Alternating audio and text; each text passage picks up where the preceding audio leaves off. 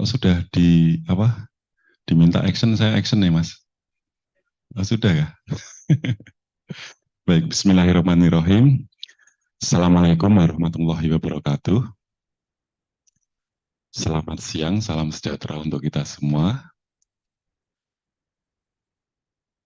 Di sini saya lihat sudah ada hadir dari rekan-rekan media dan telah hadir juga Bapak YK Hendra Fatika selaku Ombudsman Republik Indonesia di bidang ekonomi. Dalam kesempatan kali ini kita akan berbicara soal eh, sistem perdagangan alternatif. Ternyata dalam kesempatan kali ini Ombudsman sudah semakin hari semakin banyak uh, mengalami sudah semakin banyak menerima aduan dari masyarakat terkait sistem perdagangan alternatif ini, dan ini menjadi kepentingan Ombudsman juga untuk menyampaikan kepada publik, ada kepentingan publik bahwa meskipun model perdagangan alternatif ini memang merupakan sistem perdagangan yang resiko tinggi, ini menjadi seharusnya menjadi perhatian bersama dari masyarakat, dan dalam hal ini dari pengawas perdagangan alternatif ini, dalam hal ini Bapepti barang tentu tidak mungkin kita tinggalkan dalam hal pengawasannya untuk model perdagangan ini. Nah, sudah cukup banyak laporan yang diterima oleh Ombudsman, dan bagaimana kemudian resiko-resiko apa yang kemudian sudah disampaikan kepada Ombudsman, dan Ombudsman bersikap dalam proses laporan ini seperti apa, maka nanti akan disampaikan langsung oleh Bapak YK Hendra Fatika. Dalam kesempatan ini kami persilakan Bapak. Baik, terima kasih. Assalamualaikum warahmatullahi taala wabarakatuh. Selamat siang, salam sejahtera bagi kita semua. Yang saya hormati kawan-kawan media yang sudah hadir pada kali ini. Saya diinformasikan ada dari antara dari mana lagi nih ya, Kompas, Tempo, Kumparan yang sudah hadir, dan kawan-kawan yang tidak bisa saya sebutkan satu persatu, juga kepada rekan-rekan asisten Ombudsman dimanapun berada yang sudah bergabung melalui daring. Terima kasih Pak Moderator sudah buka terkait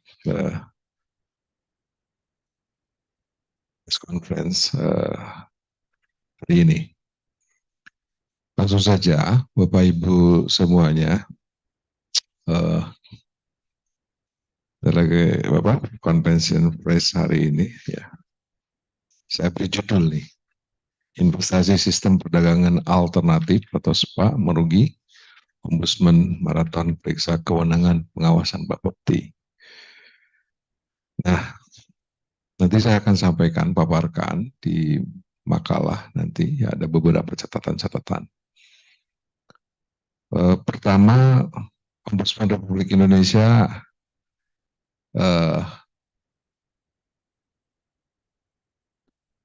di ujung tahun 2023 ini akan lebih memfokuskan untuk menyelesaikan persoalan ataupun laporan masyarakat terkait dengan kewenangan pengawasan Bapepti, terutama dengan semakin banyaknya masyarakat yang melaporkan terkait investasi di sistem perdagangan alternatif atau SPA. Perlu saya sampaikan bahwa rujukan sistem perdagangan alternatif ini disahkan melalui undang-undang di tahun 2011 menggantikan undang-undang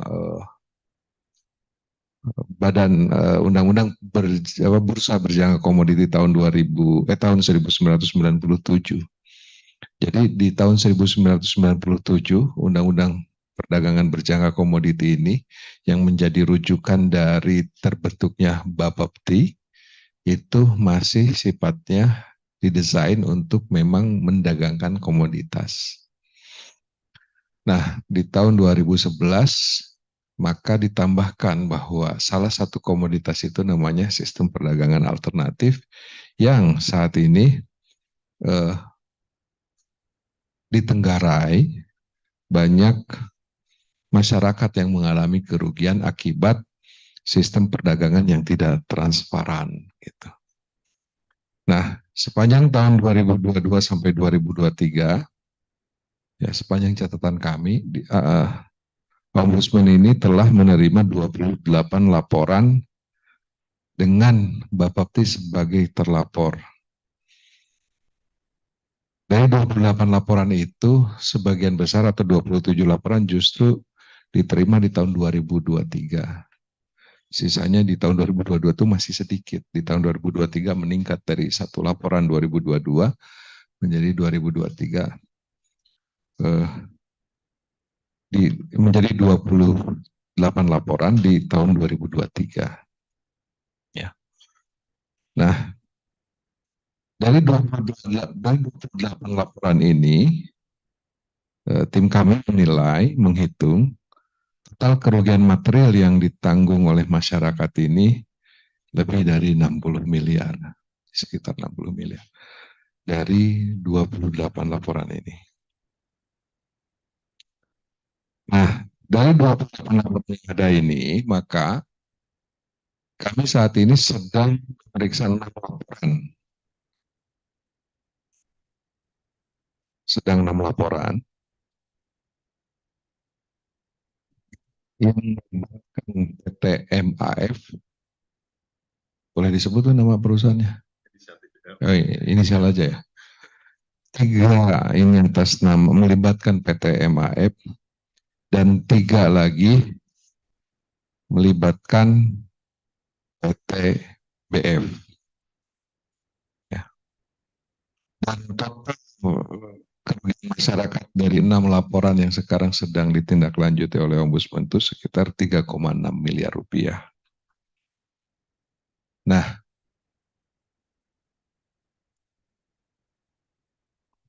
pertama yang ingin kami sampaikan kepada publik adalah Ombudsman melihat Bapepti ini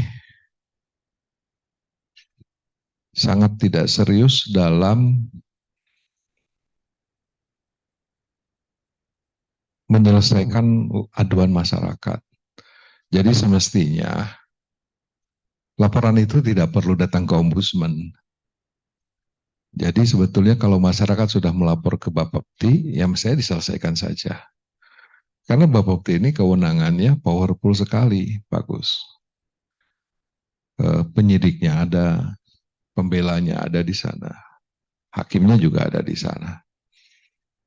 Jadi dengan kewenangan yang besar itu, kalau apa yang menjadi tujuan bursa berjangka komoditi ini diterapkan, bahwa salah satunya adalah untuk memproteksi konsumen, terus juga untuk membangun iklim usaha yang kondusif, maka seharusnya secara fakta itu ditunjukkan dengan kecepatan dalam menyelesaikan laporan masyarakat.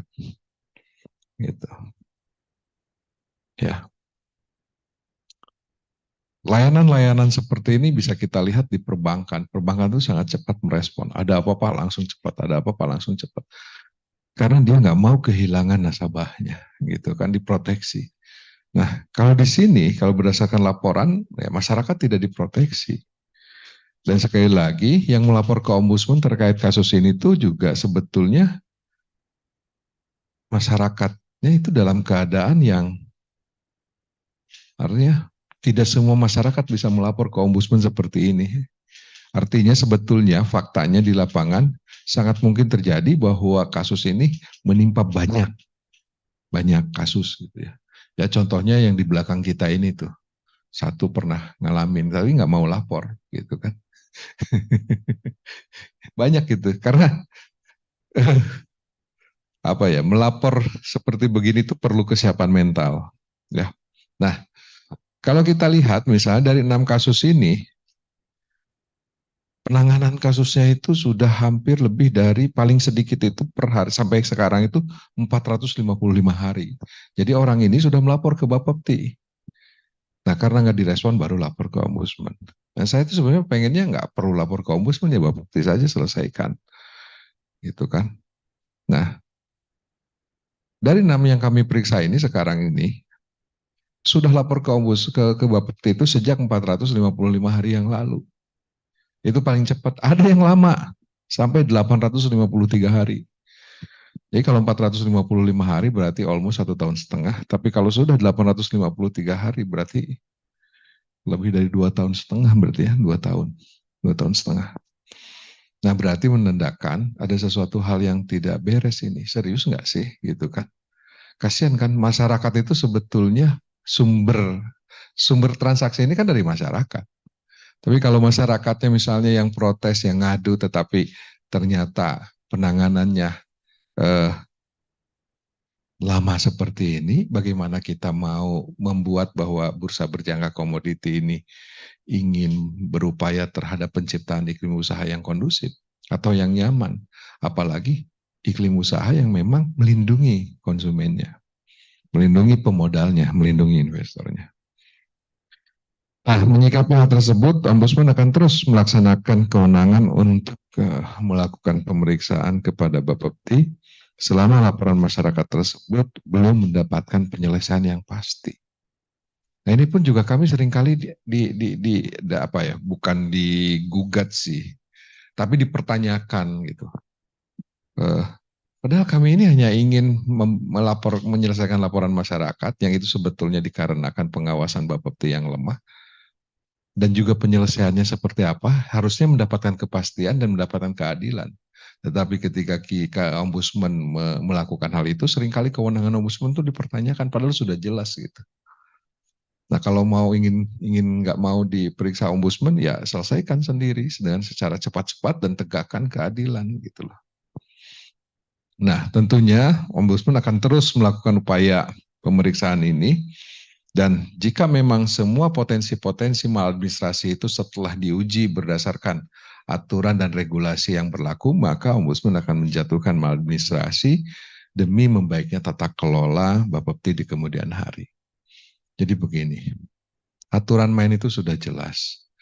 Ombudsman tentunya memvonis maladministrasi atau tidak juga berdasarkan regulasi yang ada. Dan regulasi itu juga sebagian besar Bapepti ataupun Kementerian Perdagangan yang membuatnya. Bapepti yang membuatnya. Jadi kami memfatwakan maladministrasi itu menggunakan regulasi-regulasi yang sebetulnya mereka punyai. Nah, secara spesifik, Ombudsman ingin menyoroti terkait permohonan penyidikan di Bapepti. Jadi begini, begitu ada masalah, maka masyarakat itu meminta, tolong dong lakukan penyelidikan. Saya kok merasa ada yang aneh gitu. Kan itu dulu gitu kan, masyarakat tuh pengen tahu kok bisa begini gitu ya. Akhirnya kami minta kepada Bapepti untuk melakukan penyidikan. Nah, kewenangan penyidikan di Bapepti ini kalau kita lihat di dalam pasal 68 Undang-Undang Nomor 10 Tahun 2011 tentang perubahan atas Undang-Undang Nomor 32 Tahun 1997 tentang perdagangan berjangka komoditi, di mana pada pasal tersebut dijelaskan bahwa pejabat pegawai negeri sipil tertentu di lingkungan Bapepti diberi kewenangan khusus sebagai penyidik untuk melakukan penyidikan tindak pidana di bidang perdagangan berjangka komoditi berdasarkan ketentuan dalam Kitab Undang-Undang Hukum Acara Pidana. Jadi mereka punya penyidik, penyidiknya harus melakukan penyidikan tindak pidana di bidang perdagangan berjangka komoditi. Jadi kalau masyarakat meminta ini dilakukan penyidikan, kenapa tidak dilakukan gitu loh. Padahal undang-undangnya sudah mengamanatkan demikian.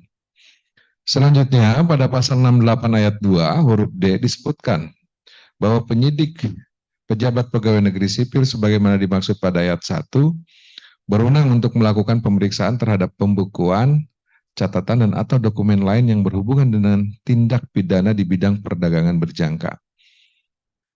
Bahkan Bapepti juga dapat melakukan penggeledahan terhadap perusahaan yang diduga melakukan tindak pidana di bidang perdagangan berjangka sebagaimana tertuang dalam pasal 68 ayat 2 huruf E undang-undang tersebut. Jadi berwenang melakukan pemeriksaan, berwenang melakukan geledahan. Jadi sebetulnya pirantinya udah banyak gitu, tapi kenapa masih banyak korban gitu? Jadi nggak ada ini preventifnya gitu.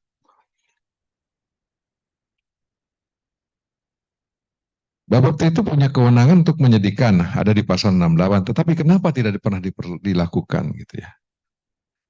Dari laporan yang masuk ke Ombudsman tidak ada satupun yang naik ke tahap penyidikan di Bapepti.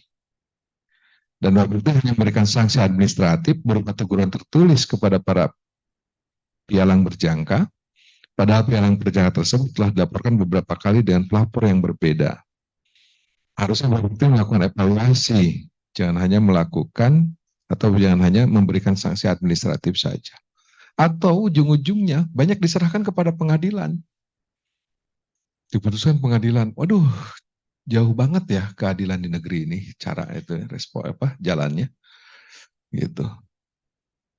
Jauh. Nah, oleh karena itu salah satu kemewahan ombudsman itu ketika sebuah lembaga yang diperiksa itu dinyatakan berlama-lama untuk menyelesaikan, ya salah satunya adalah ya kami menyampaikan ini kepada publik sebagai bentuk pertanggungjawaban gitu ya. Sebagai bentuk pertanggungjawaban, kami ini ombudsman kan lembaga pengawas eksternal, sama dengan masyarakat lembaga pengawas eksternal. Bedanya ombudsman diberikan kewenangan formal oleh negara, salah satu sebagai lembaga negara. Nah, oleh karena itu ya sama-sama mari kita awasi persoalan tata kelola terkait dengan investasi di SPA ini dengan harapan di kemudian hari betul-betul investasi SPA ini adalah merupakan perdagangan yang transparan, perdagangan yang berkeadilan, ya, perdagangan yang mampu mensejahterakan. Nah, kalau sebuah perdagangan ternyata yang disejahterakannya hanya misalnya pemilik perusahaan ataupun bandarnya saja, maka berarti di situ ada sesuatu hal yang salah. Yang itulah yang harus dikoreksi. Jadi masih ada berarti sekitar 22 laporan lainnya menanti. Dan kami sekarang tahap pertama ini 6 dulu deh. Nah, yang 22 lagi berarti belakangan. Bertahap dulu kita lihat yang 6 ini bagaimana nih respon Bapeptinya.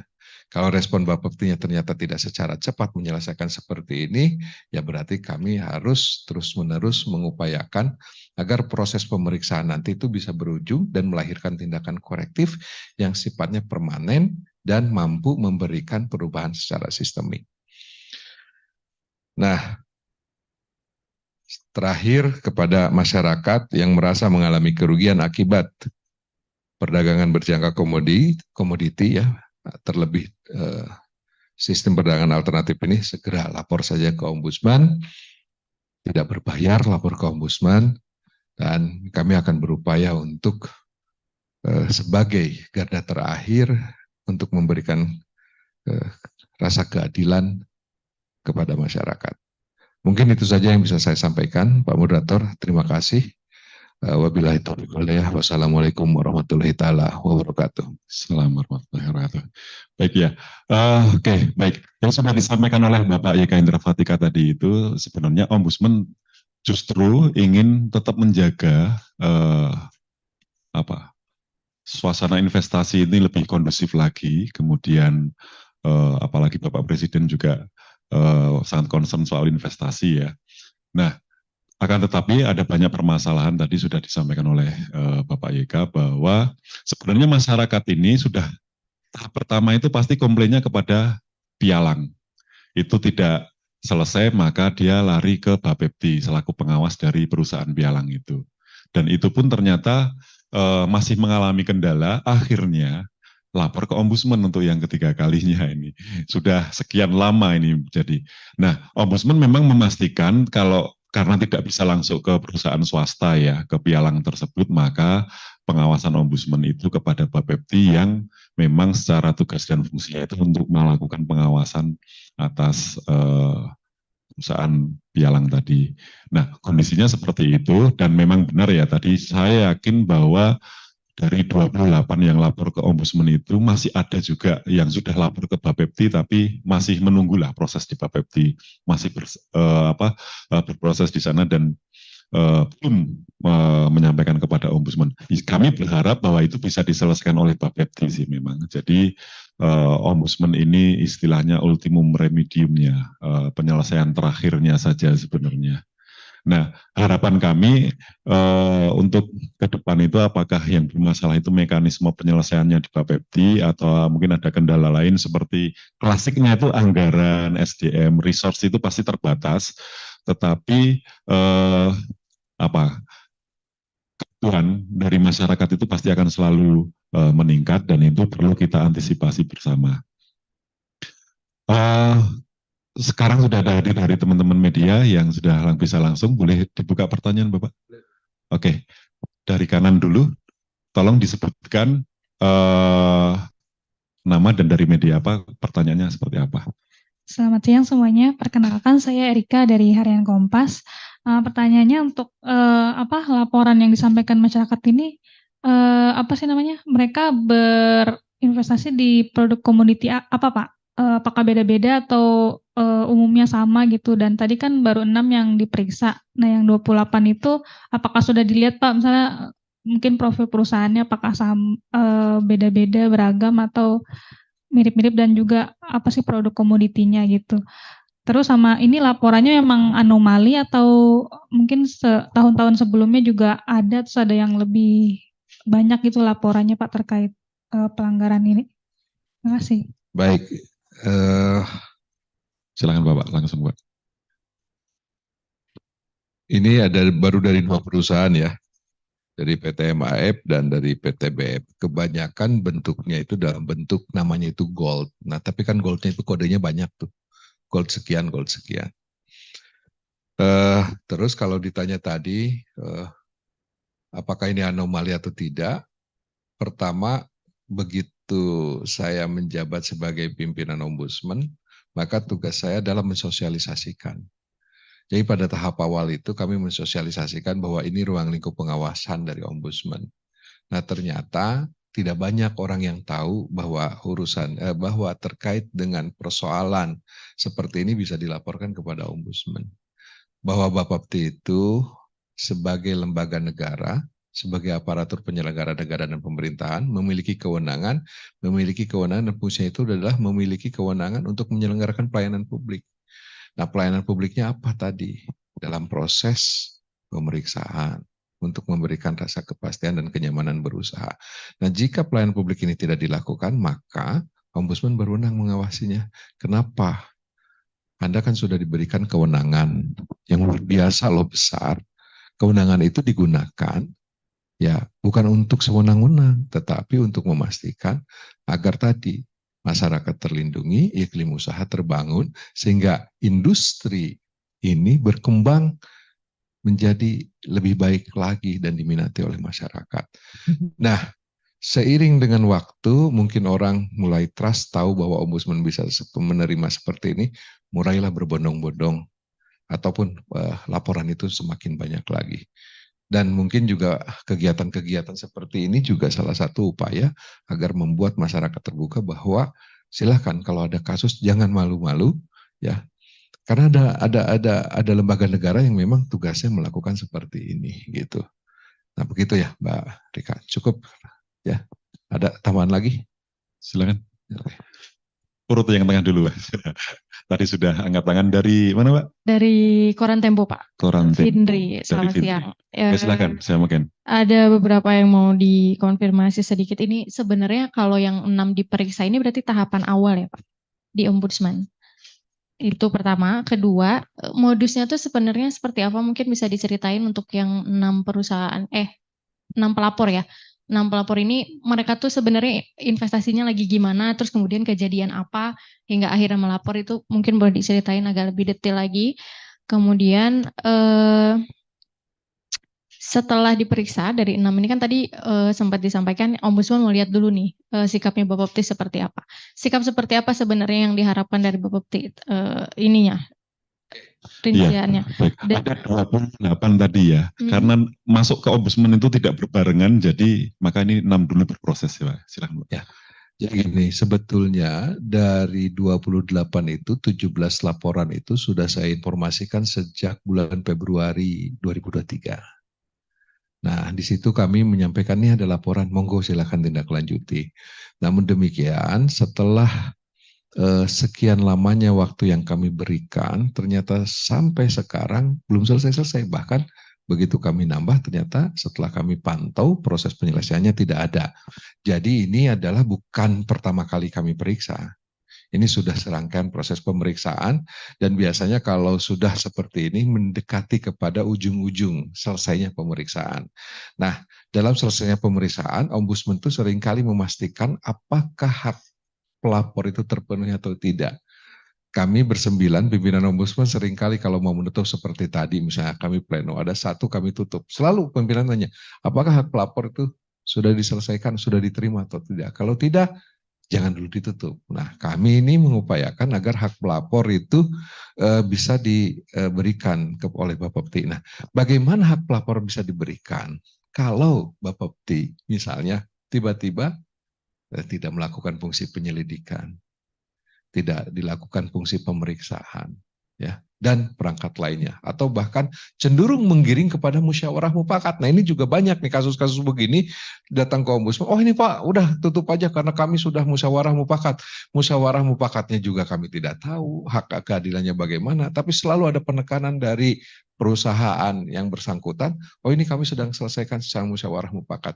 Tapi kami pastikan musyawarahnya bagaimana, hasilnya bagaimana, tidak sekedar hanya musyawarah mufakat, tetapi keadilan tidak diberikan kepada pelapor. Nah, kami ingin musyawarah mufakat itu pun jadi oleh pelapor. Nanti kami cross check juga ke pelapor, apakah benar waduh sudah ada musyawarah, benar sebagai bagian dari pelapor itu sudah diberikan. Nah, nanti kita lihat. Nah, tahun lalu sudah ada yang kasus seperti begitu, tetapi berujung pada memang akhirnya hak pelapor dikembalikan. Nah, ini terkait 6 ini, tentunya Ombudsman fokus agar hak pelapor itu bisa diberikan. Begitu Mbak. Hak pelapor itu yang 60 miliar, kisaran 60 miliar tadi Pak? Itu yang total, ini 3,6 miliar. 3,6 miliar. Soal angkanya juga saya sempat baca beberapa berita sebelumnya, awal Oktober itu Ombudsman juga sempat bikin pernyataan bahwa angkanya itu sekitar 100 miliar. Kenapa berkurang Pak? Ada yang sudah selesai kah atau gimana? Ya, sebagian kan sudah ditutup. Ada satu kasus kalau Mbak mengetahui, kan itu kasus di Bapepti, bukan hanya SPA saja. Kalau diketahui kan ada satu yang sedang sudah dalam monitoring kasusnya Sugiharto Hadi.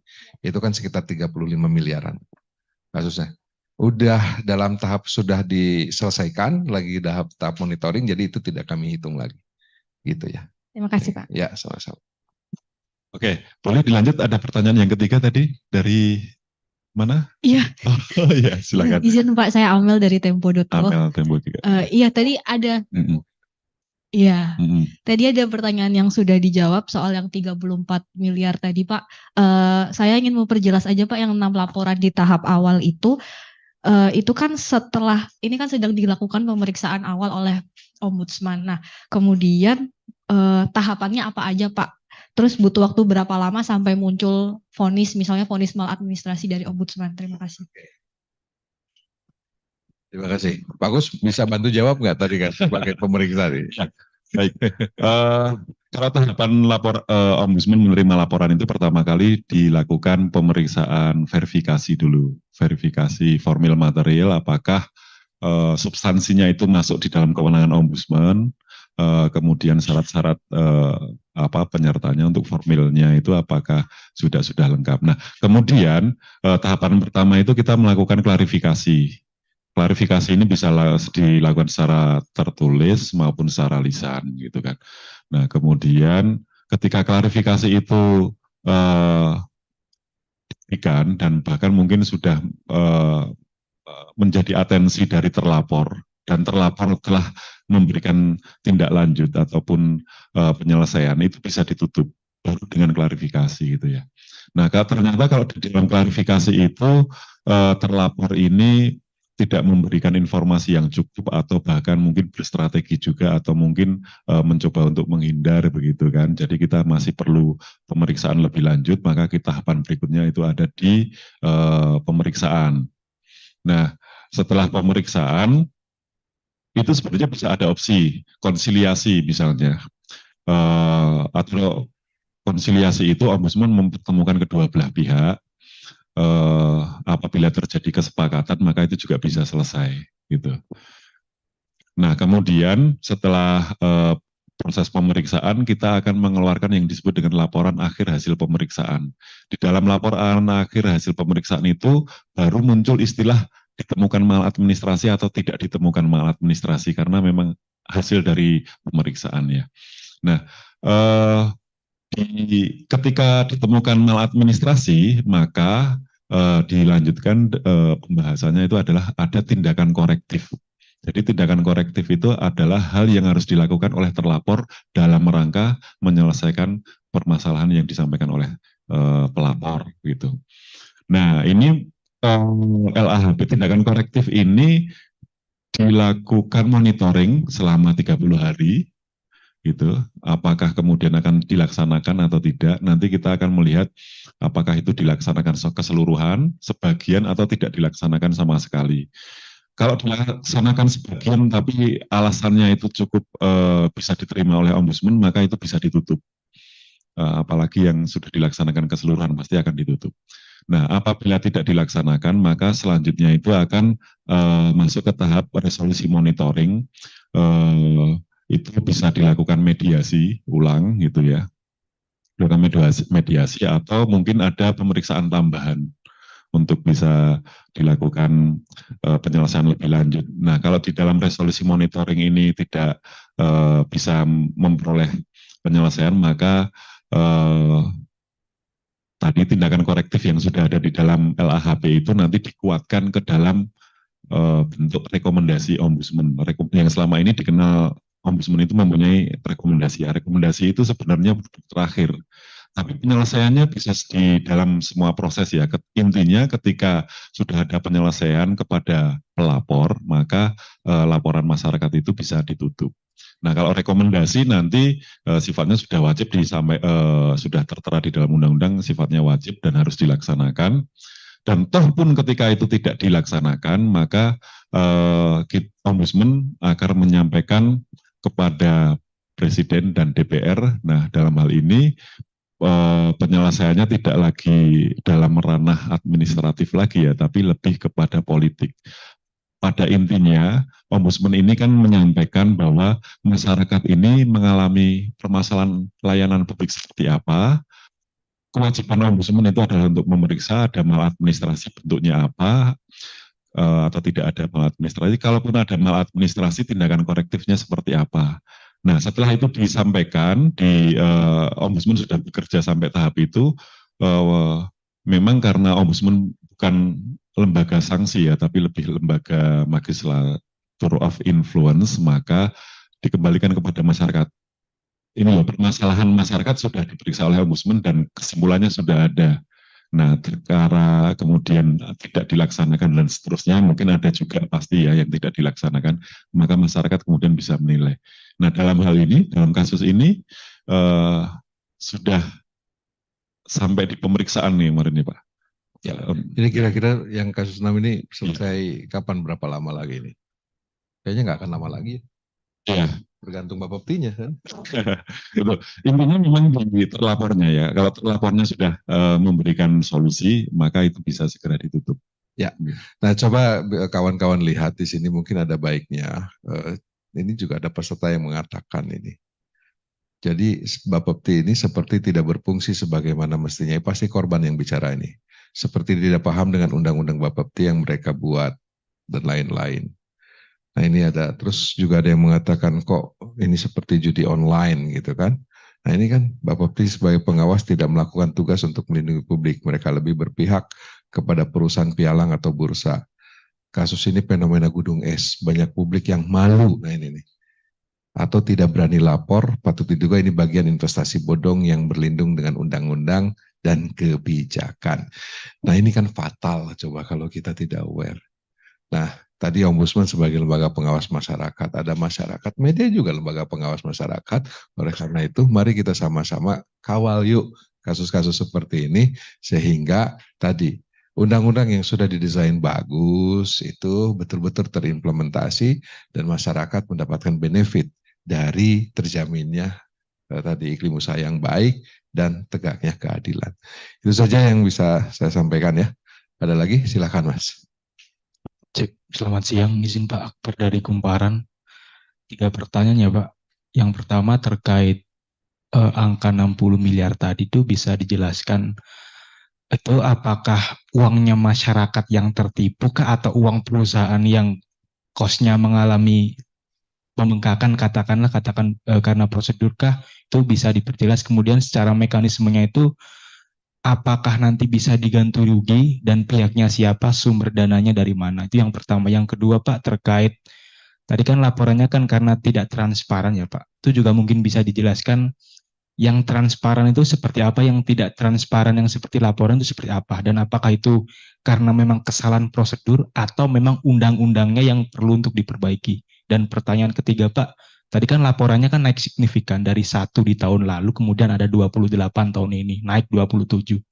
Ombudsman sendiri apakah melihat ada tren signifikan di momen-momen tertentu Pak? Katakanlah akan seksi ketika tiap tahun politik laporan masuk Ombudsman naik, meningkat. Nah, apakah ada tren-tren seperti itu? Terima kasih Pak. Seperti tadi sudah saya sebutkan, bulan Februari ini kami sudah sampaikan 17 laporan itu kepada Bapak Pti. 17 laporan itu kalau tidak salah sudah saya sampaikan. Kalau tidak salah ya saya lupa lagi. Kebetulan di sini tidak ada asisten yang mendampingi saya waktu itu. Jadi sebagian itu sudah disampaikan. Jadi tidak ada siklusnya mau tahun politik, nggak ada. Ini sebetulnya murni sebagian besar karena masyarakat itu tadi seperti dijelaskan banyak yang enggan melapor gitu. Terus yang kedua terkait bagaimana menghitungnya, sederhana saja. Ini kan kerugian masyarakat. Nah nanti kerugian masyarakat yang diselamatkan ada lagi. Misalnya, ini totalnya ada 3,6 miliar. Nah misalnya nanti ujungnya ada penggantian. Dan ternyata dari 6 laporan itu mau dalam tanda kutip misalnya senilai yang sama 3,6 miliar juga. Atau bahkan 3 miliar atau 2,5 miliar, itu terserah. Kalau memang harusnya seperti itu dan nanti konsumen menerima, ya berarti itulah yang nanti real yang diselamatkan oleh Ombudsman. Makanya dugaan potensinya ini kerugian potensinya itu sifatnya masih kerugian potensi. Jadi belum real. Nah angka 3,6 itu munculnya dari mana? Dari klaim. Ketika melapor itu kami tanya berapa kerugiannya, berapa yang diperkirakan, yang dalam tanda kutip merasa kehilangan atau merasa ditipu. Nah itulah yang dihitung. Jadi itu semuanya angkanya bukan angka Ombudsman yang ngawang-ngawang, tapi sudah jelas. Memang satu persatu gitu ya. Kita hitung semuanya. Terus cukup ya tadi udah terjawab. Oh transparansi. Begini, kan di situ tuh ada undang-undangnya, ada perbadannya. Kalau misalnya ya, bentar nih, saya takut salah nih. Begini.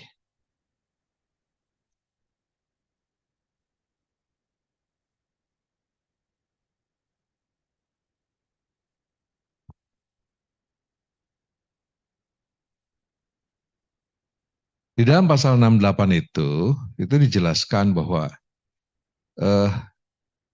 isinya tentang pemeriksaan dugaan tindak pidana merupakan sebuah kewenangan mandatori undang-undang di mana pasal ini mewajibkan Bapeti untuk memeriksa pialang atau bursa berjangka. Ada nggak sih berita acara hasil pemeriksaan pialang dan bursa berjangka ini? Diumumkan nggak sih ke publik? Oh ini nggak boleh untuk perbaikan. Ya oke, perbaikannya disampaikan nggak sih gitu ya? Kok makin kesini makin banyak gitu yang keluhannya. Nah, atau pihak yang terlibat, jadi kewenangan mandatori di mana pasal ini mewajibkan Bapeti untuk memeriksa pialang atau bursa berjangka atau pihak yang terlibat dalam perdagangan berjangka komoditi. Nah, salah satu alas hukum dilakukan pemeriksaan tersebut adalah adanya laporan masyarakat. Nah, kan gini. Kalaupun Bapeti merasa laporan masyarakat tersebut tidak termasuk dalam dugaan tindak pidana, maka Bapeti seharusnya menjelaskan hal tersebut kepada pelapor, bukan menunda-nunda sampai tadi sekian hari. Ada yang sampai 400 hari, ada yang sampai 800 hari. gitu kan. Jadi makin lama itu menunjukkan justru tidak transparan. Kalau tadi kalau transparan nggak mungkin mereka datang ke ombudsman. Selesai sudah di situ gitu kan. Nah, itu contohnya. Nah, ya. Terus bukan juga Bapepti serta-merta mengalihkan permasalahan tersebut ke ranah keperdataan tanpa penjelasan yang transparan. Jadi seringkali, oh yaudah ini masalah perdata, oh ini masalah pengadilan. Tapi masyarakat nggak tahu kenapa ini masuk ke pengadilan gitu loh. Hasil pemeriksaan juga tidak pernah dibuka kepada pelapor. Ya kalau di pelapor, masa gini, saya ngaduin, nih Pak, saya hilang uang. Saya tuh kan pengen tahu hasilnya bagaimana gitu. Apakah uang saya ini hilang memang karena kebodohan saya atau bukan?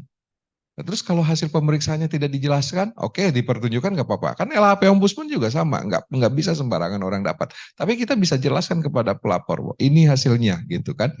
Nah, itu adalah contoh-contoh sisi transparan gitu. Nah, ini yang tidak ada gitu. Nah, ini yang mau didorong oleh Ombudsman. Jadi ketika Ombudsman mau mendorong seperti ini, anehnya misal kalau Bapak Peti masih mempertanyakan apa kewenangan Ombudsman, saya juga jadi bingung gitu kan. Masyarakat makin jauh aja mendapatkan keadilan. Gitu Mas. Thank you ya. Ya, menarik. Oh yes. Boleh. Tuh, nih ada lagi. Apa? PTBF sangat curang. Korban banyak sampai sekarang masih melenggang bebas dengan dalih di bawah kewenangan Bapepti. Ada apa sebenarnya sampai Bapepti tidak berani bertindak lebih agresif? Nah ini ungkapan-ungkapan masyarakat tuh jelas tuh. Saya bingung jadinya. Kalau bagi Ombudsman itu pelayanan publik berarti ada masyarakat yang seperti begini, yang ngomong-ngomong seperti ini. Ya inilah yang menjadi bau-bau tak sedap dari adanya potensi maladministrasi. Ya, lanjut. Iya Pak, terakhir. Pertanyaan terakhir ya, karena waktunya udah mau habis. Memastikan Pak, berarti sebelum Ini pertanyaan paling banyak selama sesi saya preskon. Oh, mantap ya. Biasanya kalau preskon udah nggak ada pertanyaan, diam gitu kan. Gimana? terakhir Pak, berarti apakah Ombudsman optimis sebelum tahun berganti ini yang 6 laporan tadi bisa selesai? Itu aja Pak. Ya, begini, Ombudsman ini proses. Jadi menjamin kepastian proses. Kan yang menyelesaikan sebenarnya Bapepti. Begitu masalah selesai, itu juga prestasi bagi Bapepti. Nah, tinggal nanti Bapepti, oke, berarti kita harus ada perbaikan sistem, sehingga hal-hal seperti ini tidak terjadi lagi. Bahkan, di Februari itu saya kepada Kepala Bapepti sudah menawarkan, yuk Pak, ini makin banyak kasus, masa sih mau kita periksa satu-satu? Bisa-bisa Bapak Peti bikin aja kantor di Ombudsman, kantor cabang. Jadi kalau pemeriksaan gampang tiap hari. Penguatan. Saya sudah tawarkan begitu, Pak. Ayo kita bikin mekanisme lain karena ini kasusnya kan gini. Kalau kasus satu masih bisa kita bilang kasus. Tapi kalau kasus banyak, maka harus extraordinary dalam penyelesaiannya. Ombudsman juga nggak bisa. Masa Bapak Peti harus kami panggil seminggu sekali kasus ini. Ini bayangkan pemanggilan 1 kali langsung 6 kasus. Nah kalau ini nanti kita lihat kalau ini berhasil, maka yang berikutnya langsung 20 kasus aja udah sekalian. Gitu. Bicara. Nah ini kan dan saya sudah sampaikan kepada Bapak Peti dan kami juga sudah memberikan keleluasaan. Oke, saya ya artinya gini, Ombudsman tuh harus trust dulu awalnya. Trust dulu gitu kan kepada Bapak Peti dan kami sudah berikan trust itu gitu kan. Tapi kok sampai sekarang masih belum selesai dan hasilnya begini. Dan cara menyelesaikannya sederhana. Keadilan aja terpenuhi atau tidak. Nah, kalau belum terpenuhi berarti masih ada yang salah di situ. Ya. Nah, bagaimana cara memenuhi keadilan? Minimal pertama hak jawab. Mereka harus dikasih tahu dulu dong. Panggil nih semua pelapor. Nggak usah ada Ombudsman. Panggil semua pelapor jelasin. Kalian tuh begini. Salahmu kalian begini, tunjukin aja salah kalian tuh begini, salahnya si Pialang begini. Nanya dijelaskan aja di situ kalau memang salah. Saya rasa masyarakat yang mau menginvestasikan di sini kan bukan masyarakat yang investasinya 1 juta, 2 juta. Masyarakat di sini tuh 100 juta, 200 juta, 500 juta, miliaran. Masyarakat yang pinter, yang ngerti. Gitu loh, bukan masyarakat yang tidak ngerti tidak ngerti finansial atau tidak ngerti bisnis seperti begini, masyarakat yang ngerti. Makanya mereka mau melaporkan karena merasa gelisah. Kok saya dibeginikan gitu kan? Gitu. Nah, jadi itu yang terjadi selama ini dan berharaplah semoga tadi Ombudsman tidak bisa memastikan kapan ini selesaikan karena yang bisa memastikan hanya Bapak Peti. Ya, saya berharap Bapak Peti kooperatif, yuk gunakan saja fungsinya. Misalnya, Asal ada misalnya dari Bapepti mengatakan, oke Pak Yeka, dari semua laporan itu saya akan gunakan kewenangan saya untuk melakukan penyidikan pemeriksaan dan hasilnya akan dilakukan secara transparan. Wah, saya senang. Tanda tangan langsung saya cash close saja walaupun sebelum selesai, tapi minimal itu semua nanti ditandatangan berita acaranya oleh para pelapor kita, silahkan. Akhirnya kita limpahkan lagi kepada mereka untuk menyelesaikan permasalahannya. Kan yang awal masalah itu di sana, bukan di ombudsman. Ombudsman tuh yuk dorong agar ini bisa lebih cepat lagi gitu. Ya, itu. Thank you ya. Baik, menarik sekali. Wah, perlu Pak satu lagi nih Pak, tapi enggak ya Nyus. Tapi sebenarnya lagi ya. Satu aja. Kita klarifikasi kan di awal Oktober kan ada konfes juga Pak. Tadi kan juga sempat ditanyain waktu yang di konfes tanggal 6 itu disebut kerugiannya 100 miliar dengan jumlah laporan 28. Nah, sekarang hampir 3 minggu gitu kan, itu progres apa aja yang terjadi Pak? Sehingga tadi kan ada perubahan tuh. Selain itu apalagi Pak mungkin? Ya, jadi begini, saya sampaikan kasus Pak Sugiarto Hadi itu kasus penting untuk menjadi pondasi ombudsman.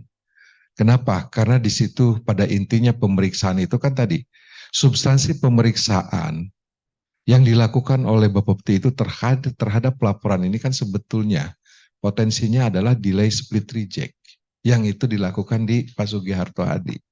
Makanya kemarin kami melihat, oh ini dulu nih yang harus kami selesaikan. Nah tentu kami sedang monitoring apakah ini sudah diselesaikan atau tidak. Jangan-jangan ini pun masih jauh panggang dari api.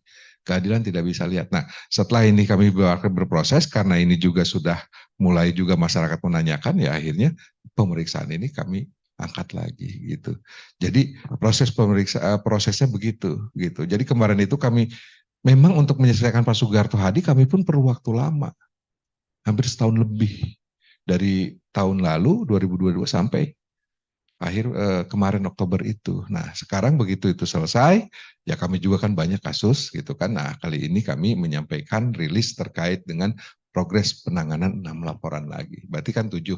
Nah sisanya berarti masih ada 20 sekian lagi. Berarti dan Pak Sugiarto Hadi bukan 28, 29 gitu. Nah 28 itu yang sekarang sedang ditangani, 6 sisa ini berarti tinggal 22 lagi. Begitu. Yang mana? Yang mana? Yang Pak Sugiarto Hadi? Pak Sugiarto Hadi? Sama gold. Gold juga. Cuma gold itu beda-beda tipenya, ada gold, ada kode-kodenya gitu kan. Nah, bisa dilihat nanti di Bapepti. Bapepti kan mengeluarkan ada sekian ratus produk itu terkait spa itu. Goldnya itu macam-macam. Tiap perusahaan juga punya beda-beda. Gitu. Ya, setahu saya tuh gold gitu ya, kurang lebih gold. Ya. Baik. Ya, saya pikir cukup nanti kalau nanti mungkin Mbak Dita dirilis, nanti tolong dilengkapi lagi produknya apa. Diminta aja nanti ya, takut salah, nanti dirilis saya akan revisi. Jadi produknya apa saja. Nanti minta ke tim pemeriksa, ini yang 6 ini produknya apa saja. Bisa saja nanti ada investasi bodong misalnya ya, berkedok investasi dengan bunga yang tinggi misalnya. Oke, investasi di kami, kalau di kami simpan 100 juta, bunganya 1 bulan 10%. Nah itu bisa jadi ada investasi yang seperti itu. Jadi ini tinggal dilengkapi aja. Terima kasih. Ya Mbak ya, nanti ada rilis ininya biar diketahui ya. Saya juga lupa lagi. Soalnya saya sebagai pimpinan juga nggak detail baca-baca. Pemeriksaan yang penting saya pengennya selesai cepat. Mantap, ya Pak. Ya, pada intinya kita semua pasti berharap bahwa iklim investasi di Indonesia itu semakin baik lagi berkembang, dan khusus untuk sistem perdagangan alternatif pialang berjangka ini high risk high return dan melibatkan banyak nominal investasinya ya. Barang tentu perlu ada pengetatan atau penguatan mengenai pengawasannya, dan pengawasan ini yang mengelola aduan dari masyarakat dalam hal ini Bapepti, kita harapkan bisa bekerja sama selanjutnya untuk meningkatkan kepercayaan kepada masyarakat dan memperbaiki iklim investasi selanjutnya. Mungkin ada closing statement dari Bapak, silakan Pak. Ya, semoga Bapepti mendengar ini dan segera menyelesaikan saja, itu saja sih. Saya pengen cepat-cepat ya, kasihan masyarakat ini. Nah, tinggal akhirnya membuat sistem agar yang banyak-banyak nanti dirugikan bisa segera. Dan kalau seandainya memang sudah terjadi kegelisahan seperti ini, masa kita masih berlindung bahwa ini tidak ada masalah. Mestinya harusnya di blacklist lah gitu ya perusahaannya gitu ya misalnya gitu. Terima kasih. Itu harapan-harapan dari kami saja. Dengan demikian kita tutup acara kali ini dengan membaca alhamdulillahirobbilalamin. Kurang dan lebihnya atas penyelenggaraan konferensi ini saya mohon maaf selaku moderator. Demikian, terima kasih. Assalamualaikum warahmatullahi wabarakatuh.